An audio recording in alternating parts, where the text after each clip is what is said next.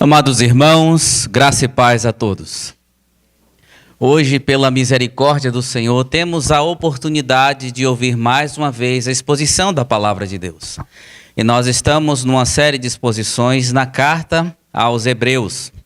Nós intitulamos assim essa série de pregações como a supremacia de Cristo, a superioridade de Cristo e a perseverança dos santos, que é sobre isso que essa carta trata. E hoje, especificamente, nós meditaremos no capítulo 2, dos versos 5 a 9. Carta aos Hebreus. Só Deus sabe quem enviou.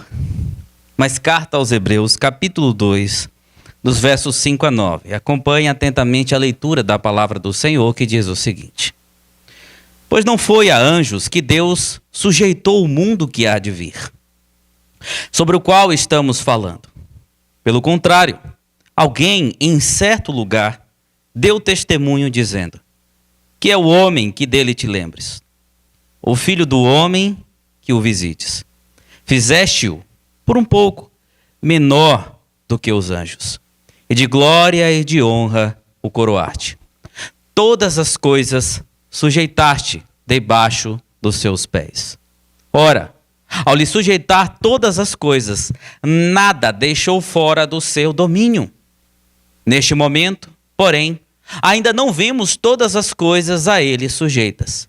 Vemos, porém, aquele que, por um pouco, foi feito menor que os anjos, Jesus, que, por causa do sofrimento da morte, foi coroado de glória e de honra, para que, pela graça de Deus, provasse a morte por todos. Vamos orar mais uma vez? Gracioso Deus Trino, louvamos-te, ó Deus, por esta oportunidade de mais uma vez ouvirmos a tua santa palavra.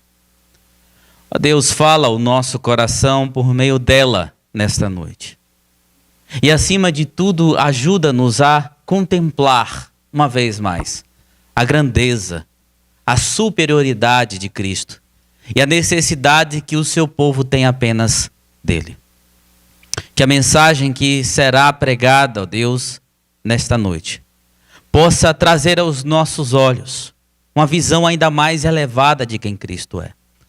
Porque isso nos evitará de olharmos para outra coisa, para outra pessoa, para outro pensamento que vá além da verdade do teu santo evangelho. Para que os nossos olhos estejam sempre no autor e consumador da nossa fé, Jesus Cristo, o qual, em troca da alegria que lhe estava proposta, suportou todas as coisas em nosso lugar. Ajuda-nos pelos méritos do teu Santo Espírito, porque é o único que pode aplicar a palavra no nosso coração. E pelos méritos de Jesus, nosso Redentor e Salvador. Assim nós oramos. Amém. Queridos, a carta aos Hebreus, conforme nós estamos vendo desde as exposições anteriores, foi escrita a cristãos que enfrentavam perseguição, perdas e crescente pressão para abandonar a fé em Cristo e retornar às antigas práticas do judaísmo, considerada assim religião lícita naquela época, e por causa disso aqueles que estavam adeptos à religião judaísta não sofreriam perseguição. E diante dessa tentação, o autor não começa discutindo os problemas que os irmãos estavam sofrendo, não, mas exaltando a pessoa de Cristo Jesus. Primeiramente, ele demonstra que Jesus é a revelação final de Deus e superior aos anjos, conforme nós vimos no capítulo 1, dos versos 1 a 14. Por que os anjos? Porque para o autor, os anjos eles eram representantes fidedignos da lei de Deus do Antigo Testamento, que era a base do judaísmo. Depois, ele também adverte seus leitores sobre o perigo de negligenciar tão grande salvação anunciada pelo Evangelho de Cristo Jesus, anunciada pelo Filho Cristo Jesus. Antes, Deus falou por meio dos seus profetas, mas nesses dias, nos últimos dias, Deus fala pelo seu Filho, que é a base da salvação, que é o cumprimento de todas as coisas. E esses perigos, quais eram, conforme o autor aos Hebreus? Primeiro, afastar-se da verdade. Depois, tornar o juízo de Deus inevitável, como é possível ver no capítulo 2, dos versos 2 a 3. E, por fim, desprezar o testemunho do próprio Deus, que está claramente em Cristo Jesus, o seu Filho. A partir, então, do capítulo 2, do verso de número 5, o autor expande o tema da superioridade de Cristo sobre os anjos e, naturalmente, sobre as antigas práticas da lei. Seu objetivo é mostrar que Deus sujeitou o mundo vindouro não aos anjos, mas a Cristo, o verdadeiro homem e filho do homem, que por meio da sua humilhação, sofrimento, morte e exaltação restaurou o destino humano perdido e tornou-se o perfeito Salvador e sumo sacerdote do seu povo. Essa seção se estende até o verso de número 18, o final do capítulo 2. Contudo, meus irmãos, na mensagem de hoje, nós nos concentraremos apenas nos versículos de 5 a 9. Vamos dividir aí esses versículos, onde o autor estabelece o fundamento de todo o seu argumento. E qual é? Cristo foi coroado de glória e de honra e recebeu de Deus o domínio sobre todas as coisas. Sobre tudo que existe. Não apenas sobre essa era, mas também sobre a era vindoura. Sendo assim, meus queridos, conforme nós lemos, conforme o texto nos conduz, conforme a verdade aqui explícita, nós então meditaremos no seguinte tema: todas as coisas estão sujeitas a Cristo. É isso que esse texto ensina, que todas as coisas estão sujeitas a Cristo Jesus. E quais são as comprovações, conforme o autor aos Hebreus, do verso 5 até a primeira parte do verso de número 8? A primeira comprovação é que Cristo é o regente prometido da era vindoura. É isso que é afirmado aqui. Cristo é o regente prometido da era vindoura. O autor apresenta mais uma razão para enfatizar essa superioridade de Cristo sobre os anjos.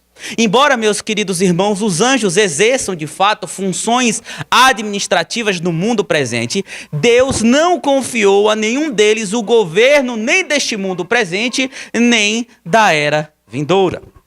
Nós precisamos nos lembrar, sim, que os mensageiros do Senhor são aqueles usados pelo próprio Senhor para cumprir a sua vontade.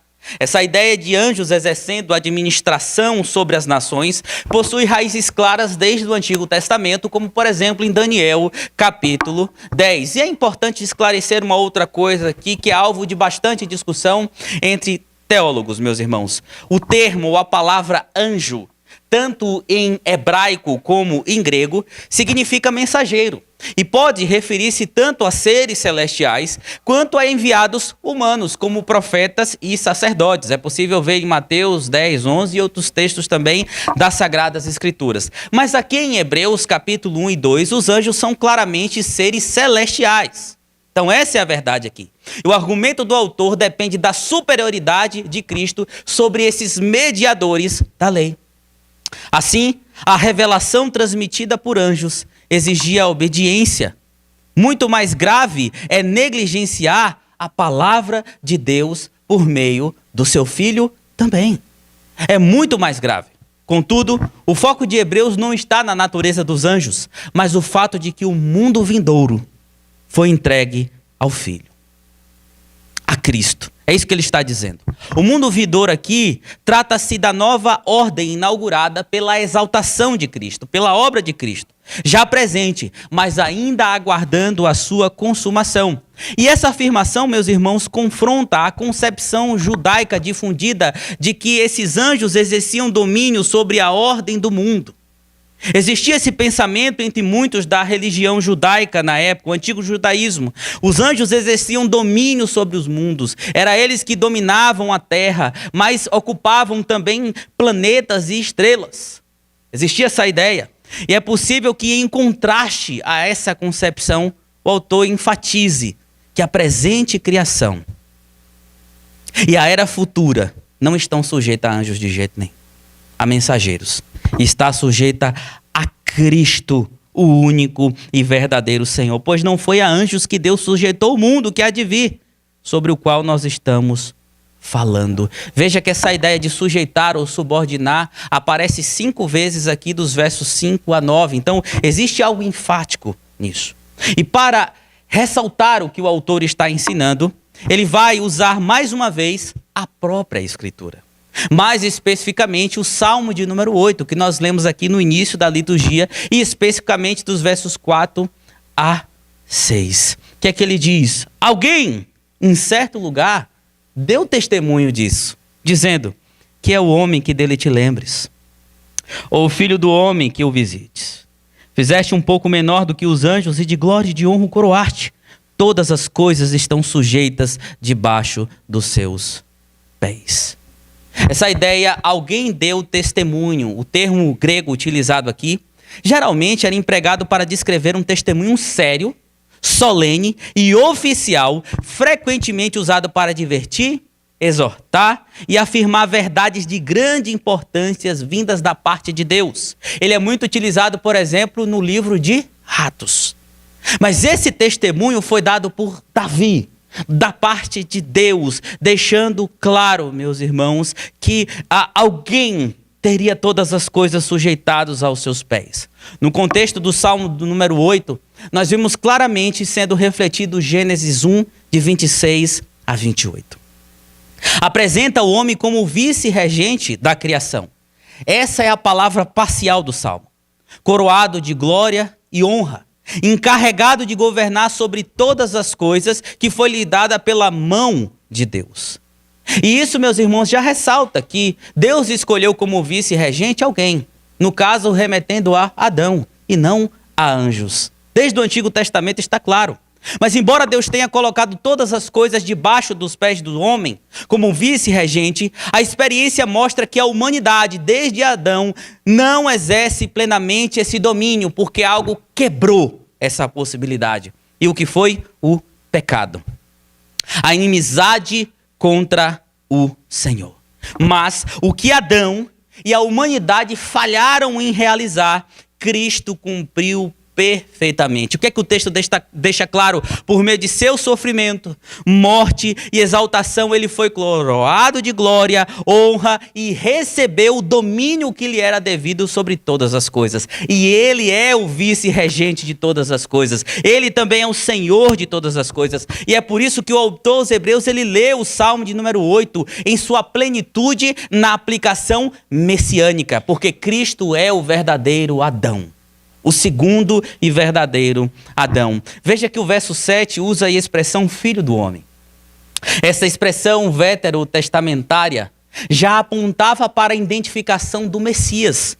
Quem seria o filho do homem, o Messias prometido? Ele aparece lá em Daniel, por exemplo.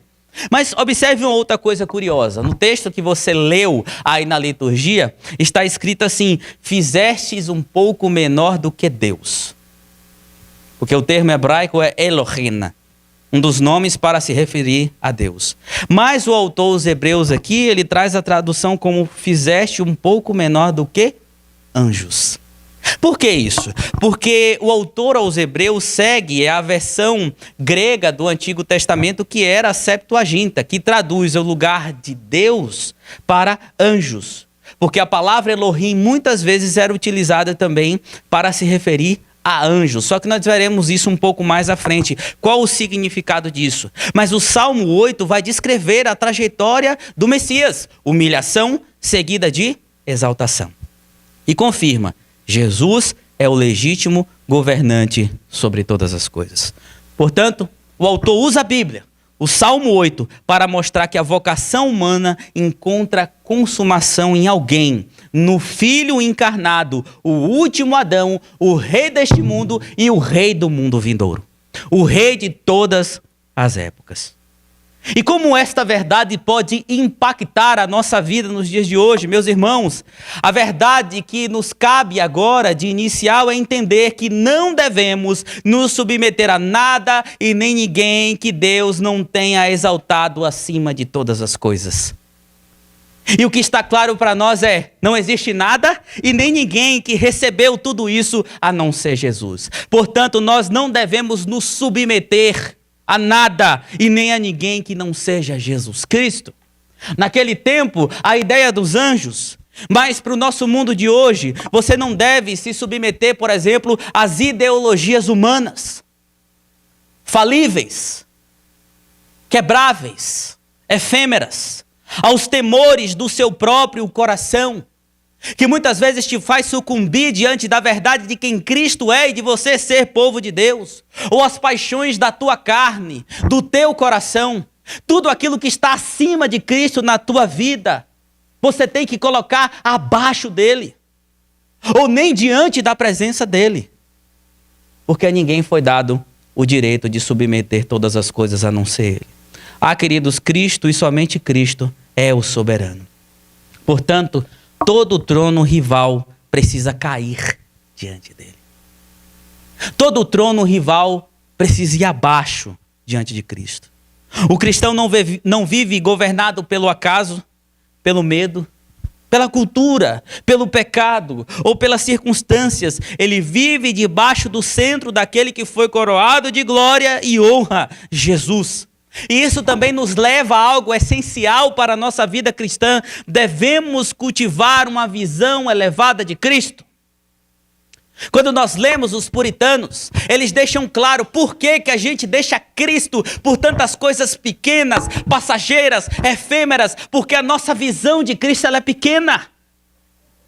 Por que nós vacilamos tanto quando coisas nos acometem e muitas vezes nos balança para lá e para cá como as provações da vida? Por que a gente sucumbe tão fácil? Porque a gente tira os olhos de Cristo.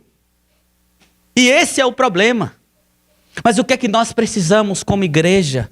O que é que nós precisamos como crentes? Nós precisamos ter uma visão elevada de Jesus. Porque uma visão elevada de Jesus não nos deixa olhar para os lados de maneira nenhuma. Ele vai ser sempre o centro. Qual é uma outra lição que podemos tirar aqui? Cristo é o único que pode restaurar aquilo que Adão perdeu. Aquilo que a humanidade perdeu. O Senhor deu o privilégio de estarem na presença dele, Adão de ser o vice-regente, mas eles perderam. A humanidade caiu da sua vocação real, mas em Cristo, o verdadeiro homem, essa vocação é consumada e nós descansamos nele. O Adão perfeito, obediente, o rei perfeito, por isso a nossa esperança não deve estar no progresso humano, nem em qualquer outra coisa, ou menos na sabedoria dos homens. Para muitos cristãos, infelizmente, só faz sentido o cristianismo se ouvir das personalidades teológicas que nós temos aí, verdade acerca de Deus. Mas não consegue aprender a viver um cristianismo só com a palavra de Deus diretamente para você. Isso é uma espécie de idolatria também. Não, meus irmãos, não só na sabedoria dos homens, mesmo que estejam falando da palavra de Deus, é em Cristo. Ou na capacidade da igreja em si mesmo. Nós reformados, infelizmente, temos essa mania terrível de dizer assim, olha, só nós temos o conhecimento da palavra, porque somos reformados, ou a salvação para a gente é mais fácil, ou o caminho está mais aprumado, porque a gente conhece mais da Bíblia. Nós somos fera, a gente lê Calvino desde quando nasce, os nossos pastores conhecem grego, hebraico, e daí? Se o conhecimento não gera piedade no seu coração em Cristo, não adianta praticamente nada isso. É só vaidade, pura vaidade. E vaidade por vaidade, tudo é vaidade e não é agradável diante do Senhor. Primeiramente, os nossos olhos têm que estar focados no Cristo que venceu. E nós nos submetemos ao mérito dele. Nós nos regozijamos nele e as demais coisas concentradas e centradas nele. Passou disso, meus irmãos, é pura humanidade, vaidade e pecado do coração. Mas há ainda uma outra coisa. A humilhação de Cristo e o caminho da exaltação dele também molda o caminho da sua igreja. O autor dos Hebreus está dizendo, vocês não precisam retroceder. Por que vocês vão voltar às antigas práticas? Tudo se cumpriu em Cristo. Por que vocês vão ficar aí batendo palma para os anjos? Os meros mensageiros. Para que isso? Cristo cumpriu tudo. Tem um perigo. Se vocês negligenciarem a salvação em Cristo, e isso se confirmar pela vida, pode ser que haja até punição por parte do Senhor, e até mesmo punição eterna. Não vale a pena. O que molda o caminho de vocês, mesmo por sofrimento, estou parafraseando, tá? Que é isso que a carta dos Hebreus vai dizer. É olhar para Cristo. O que ele fez. Repousar nos méritos dele. O rei do mundo vindouro passou pela fraqueza, pelo sofrimento, pela morte, antes de ser coroado em glória e honra. Assim, nós não devemos estranhar quando o caminho da fidelidade que nós temos passa por provações, por perdas, por fraqueza espiritual, pelas tristezas do nosso próprio coração, pelas humilhações, pelas dores. Não devemos estranhar, nem sucumbir, nem voltar atrás. O caminho mais seguro e melhor ainda é olhar para Jesus. A coroa vem depois da cruz. E a glória vem depois da obediência. É isso que está escrito. O povo de Cristo vence não pela soberba do que a igreja pode fazer, ou porque cada um pode fazer, mas na perseverança humilde pelo sangue do Cordeiro exaltado, pelos méritos do Cordeiro exaltado. Portanto, meus irmãos, todas as coisas foram entregues e sujeitas a Cristo. É isso que o autor está dizendo. E ele é o regente dessa era, mas também da era vindoura. E tudo se cumprirá e fará sentido nele. Mas o autor também diz aqui, em segundo lugar, dos versos 8 a 9, que Cristo também é um regente entronizado da era vindoura. Ele é o regente entronizado da era vindoura. O autor diz o seguinte: neste momento, porém, ainda não vemos todas as coisas a ele sujeitas. Vemos, porém, aquele que por um pouco foi feito menor do que os anjos, Jesus, que por causa do sofrimento da morte foi coroado de glória e de honra, para que pela graça de Deus provasse a morte por todos. O autor reconhece, meus irmãos, que a promessa do Salmo 8 ainda não se realizou plenamente diante dos nossos olhos. Ainda vemos o pecado, a morte, o sofrimento, a rebelião do mundo e até mesmo as nossas próprias faltas diante do Senhor. O Senhor já nos redimiu por graça, já nos moldou e tem nos moldado à imagem de Cristo. Nós já fomos unidos a Cristo e nós coexistimos nele, mas ainda assim pecamos. Mas haverá um dia que não haverá também mais pecado. E embora ainda não vejamos todas as coisas sujeitas a Cristo, já vemos Cristo coroado de glória e de honra. O reino de Deus inaugurado em Cristo já é uma realidade, mas sua plena manifestação aguarda o dia em que todos os seus inimigos, inclusive a morte, o último inimigo a ser vencido, serão definitivamente colocados debaixo dos seus pés. E é isso que o autor diz. Ainda não vemos todas as coisas sujeitas a Cristo, mas já vemos Cristo entronizado sobre todas as coisas. E o que a gente identifica aqui, por exemplo? Restauração progressiva. O reino de Cristo, o que ele fez? Ele começou a restaurar aquilo que o pecado havia acabado.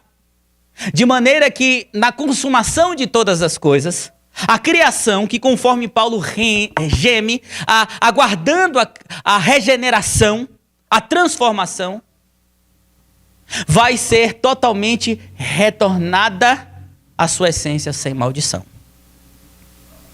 A criação geme, aguarda pela esperança, a transformação de todas as coisas. Mas também a nossa vida. Cada passo que a gente dá na vida cristã, meus irmãos, é um passo a mais para chegarmos à estatura do varão perfeito que é Cristo Jesus. Na glória, nós não teremos mais pecado. Não teremos mais nenhuma questão na nossa vida que nos faça pecar contra o Senhor ou refletir o que Cristo não preparou para nós.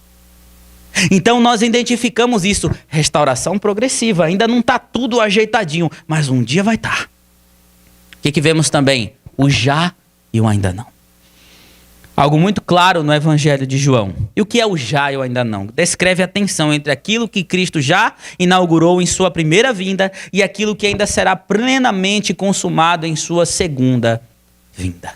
Então nós identificamos esses dois aspectos claros. Mas, meus irmãos, o autor também diz que aquele que foi feito um pouco menor do que os anjos fez tudo isso por um propósito. O que acontece aqui? Anjos não podem morrer e não sofrem. Então, para sofrer e experimentar a morte em nosso lugar, Jesus teve que encarnar. Ele teve que se tornar um de nós, abaixo, em certos aspectos de essência corporal, aos anjos, seres espirituais. Os seres humanos são inferiores à raça angelical, mais forte do que a nossa. Seres espirituais têm certas vantagens. Isso é inegável biblicamente. Anjos são imortais, invisíveis e possuem determinados poderes dados por Deus. Mas o ser humano não. É limitado, está preso ao tempo. Então Cristo desce da glória e se coloca como um homem. É isso que o autor está querendo dizer. Mas essa inferioridade não se refere à sua natureza divina, porque ele era 100% Deus e 100% homem, mas ao seu estado temporário de humilhação, na encarnação, quando assumiu plenamente a sua condição humana. É o que Paulo vai falar em Colossenses capítulo 2, texto que nós conhecemos bastante de cor e salteado. Porque ele, sendo Deus, não usurpou o ser igual a Deus, antes a si mesmo se esvaziou, assumindo a forma de servo e sendo fiel até a morte e morte de cruz. Basílio de Cesareia, um dos pais da igreja, disse as seguintes palavras: assim, desde o nascimento até o fim da morte, ele experimentou todas as exigências que recaem sobre a humanidade. E depois de demonstrar humildade até esse ponto, manifestou sua glória, associando-se na glória com quem compartilhou de sua desgraça. Jesus se fez menor por um tempo para sofrer em nosso lugar, mas recebeu aquilo que lhe era devido. E foi necessário, por causa do seu sofrimento e por causa da sua morte, e isso ficou muito claro. Mas não apenas por isso, também para que provasse em nosso lugar as mazelas condenativas da morte. Porque o Senhor fez recair sobre ele as nossas dores, as nossas transgressões. O castigo que nos traz a paz estava sobre ele. E pelas suas pisaduras nós fomos sarados. Aqui está a razão pela qual Cristo, o Filho do Homem, veio a esse estado por um tempo. Foi para morrer em nosso lugar. Mas o que motivou essa morte? A graça divina, o favor imerecido, a misericórdia, a compaixão. Porque Cristo carregou sobre ele algo que era nosso. Cristo fez recair sobre ele a maldição que estava sobre o nosso lugar. Ele veio morrer em nosso lugar. Provisoriamente humilhado, inferiorizado em relação ao que era antes, para morrer em nosso lugar. Para quê? Para que não passássemos pela condenação. É como se o autor dos Hebreus estivesse dizendo: e aí, quem que vai fazer isso por vocês? Anjos? Quem é o anjo encarnado que tem aqui? Cadê o anjo? Né? Quem pode redimir vocês? Vocês querem voltar ao judaísmo? E aí? Sangue de bicho de novo? A gente vai ver isso um pouco mais à frente. Vamos ter que matar bicho de novo? Não precisa mais.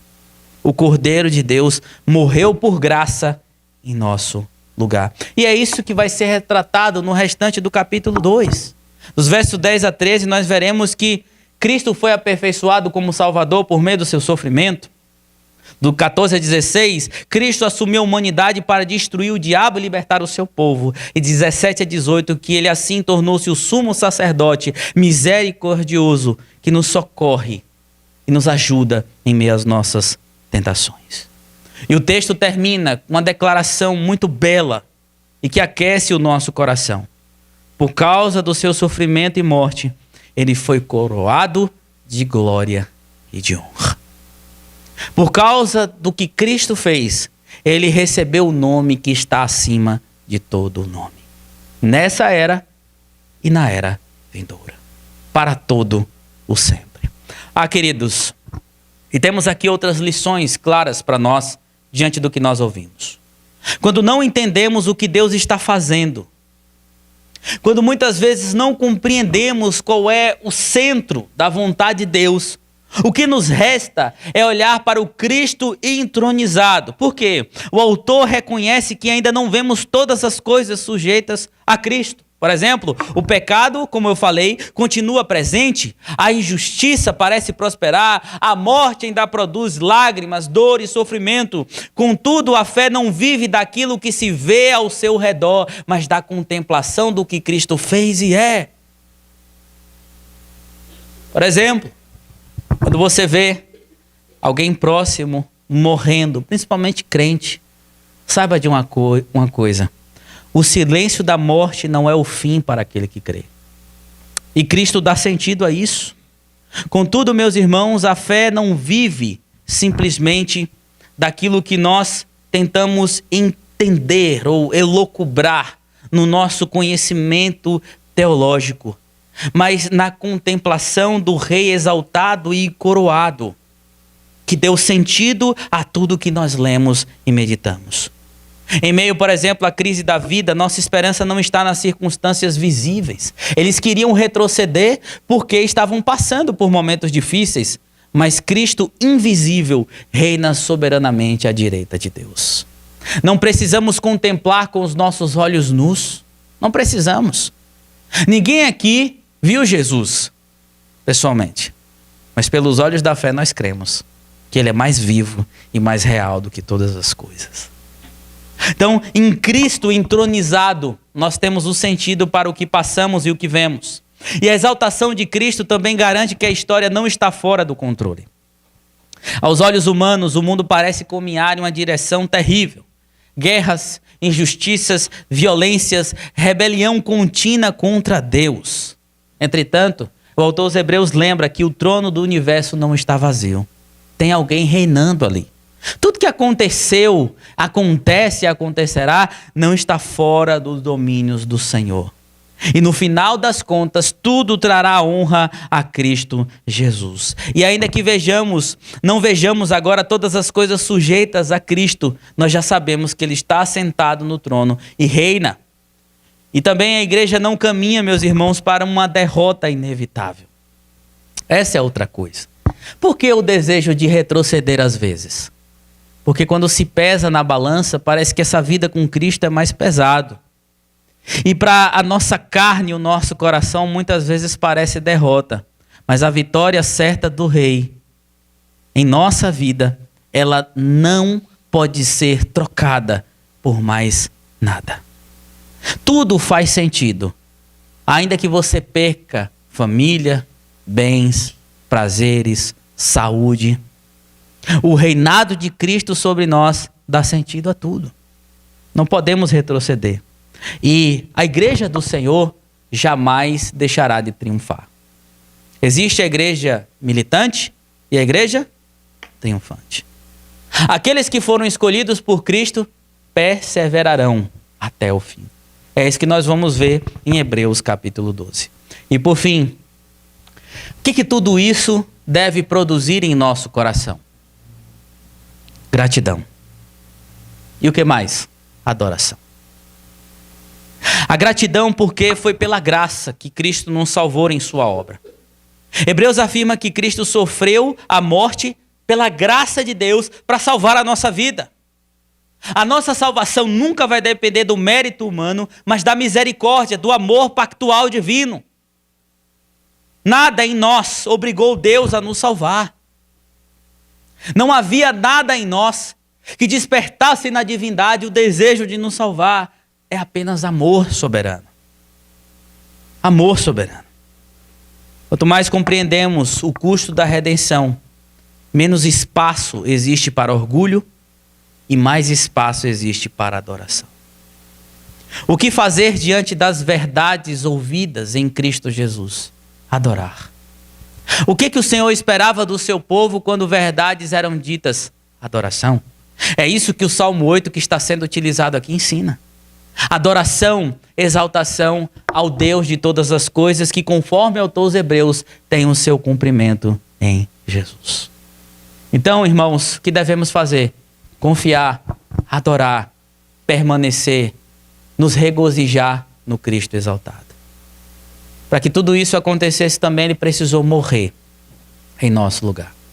E é isso que nós vamos celebrar neste momento. A morte, a obra do nosso Senhor e Salvador Jesus Cristo.